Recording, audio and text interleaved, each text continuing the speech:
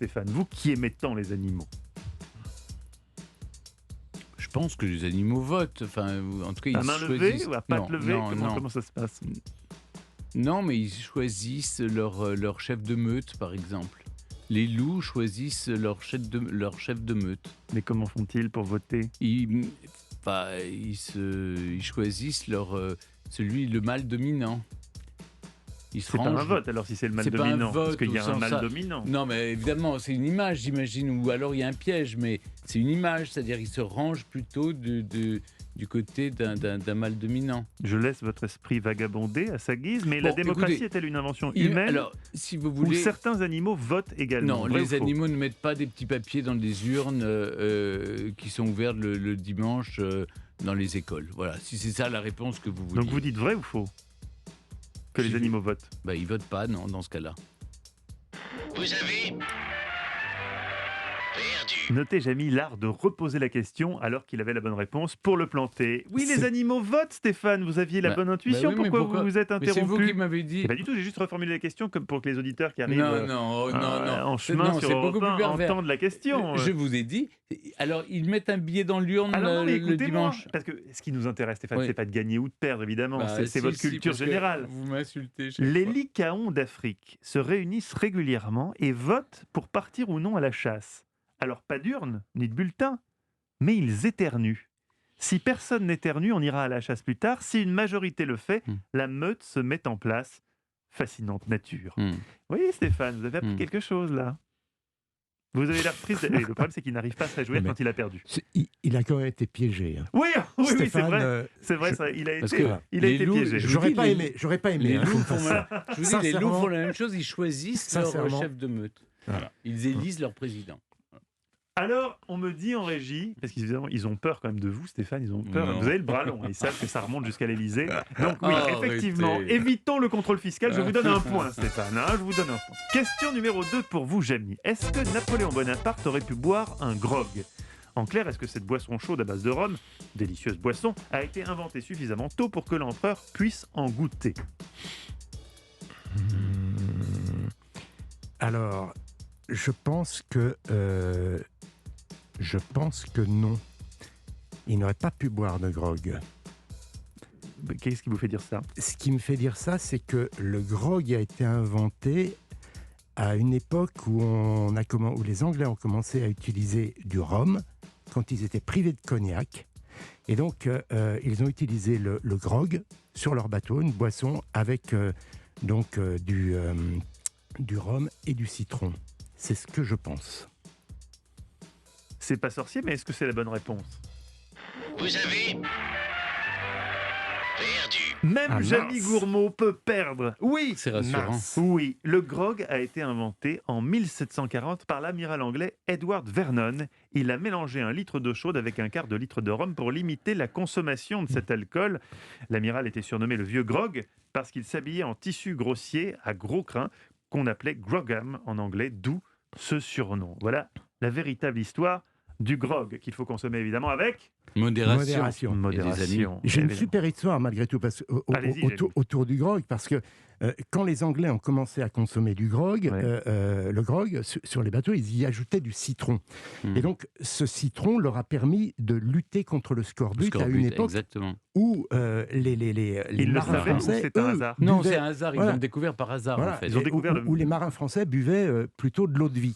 Ah Et donc, on dit que finalement, le grog apportait finalement un... Oui, c'était un surtout le plus. citron en fait. Ils auraient pu boire de la citronnade aussi. Voilà. Question numéro 3 pour vous, Stéphane. Harry Houdini, dont nous avons parlé ici même, vous en avez Bien même sûr. dressé le portrait. Alors vous avez intérêt à bien répondre à la question. Célèbre illusionniste américain d'origine hongroise, a déposé de nombreux brevets d'invention. On l'a raconté, on lui doit des ustensiles pour se libérer de la camisole de force, mais aussi l'invention d'une combinaison de plongée qui se retire facilement en cas de danger. Mais est-ce que Houdini a connu cet objet démoniaque qu'est le parc-mètre?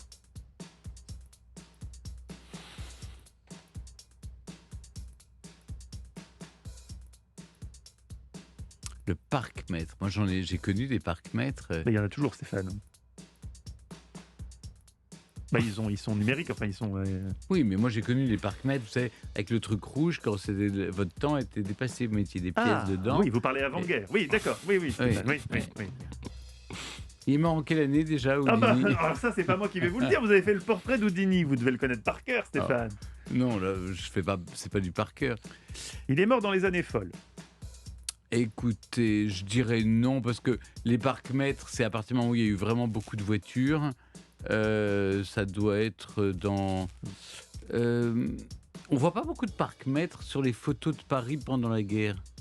Vous voyez J'aime ce genre de raisonnement. C'est quand vous raisonnez comme ça que vous aboutissez parfois donc, à la bonne réponse. Donc, Suivez votre intuition. moi je dirais non, parce que les parcs-mètres, c'est après la Seconde Guerre mondiale. Il dit non.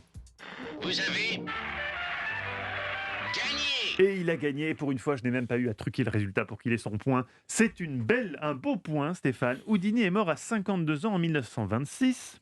Je voulais un peu souffler. Le parc-mètre est une invention américaine de 1935, et on est quand même avant-guerre. À Oklahoma City, on se rend compte que les travailleurs de la ville garés sur les parkings empêchent les touristes de se garer. Résultat, c'est pour ça qu'on a inventé le parc-mètre. Et qu'on Oui, a c'est vrai, ensuite partout bêtement, dans moi le je monde. pensais aux images de la guerre à Paris en cherchant des parcs-mètres dans mes souvenirs. Non, mais Alors c'est que bien. c'était en Angleterre, en Amérique qu'il aurait fallu imaginer les choses. C'est bien quand vous pensez comme ça parce que vous marquez des points. C'est bien joué, Stéphane. Mais attention, Stéphane, parce que vraiment, le sort s'acharne contre vous. La question suivante vaut 2 points. Question non. numéro 4. Allez. Question numéro 4 pour vous, Jamie. Attention. Les historiens considèrent que l'agriculture a été inventée au néolithique. Voici ma question perverse. Qu'est-ce qui est le plus ancien? Le pain ou l'agriculture?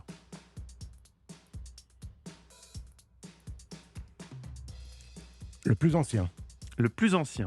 Le pain ou l'agriculture? je dirais le pain. Vous avez gagné. Peut-être un, Stéphane, vous pensiez avoir la victoire et vous la touchiez du doigt. Et non, 2 points pour Jamie. Le pain est plus ancien que l'agriculture. Alors, à côté, c'est étonnant parce qu'on a longtemps cru que l'agriculture avait entraîné l'invention du pain. C'était plutôt logique, mais non. En 2018, une équipe de recherche danoise trouve dans l'actuelle Jordanie des restes de pain carbonisé datant de 14 400 ans, soit 4 000 ans avant l'apparition présumée de l'agriculture. Les chasseurs-cueilleurs ne se contentaient donc pas de manger des graines, ils les broyaient, les tamisaient, les malaxaient et les faisaient cuire pour faire du pain plat.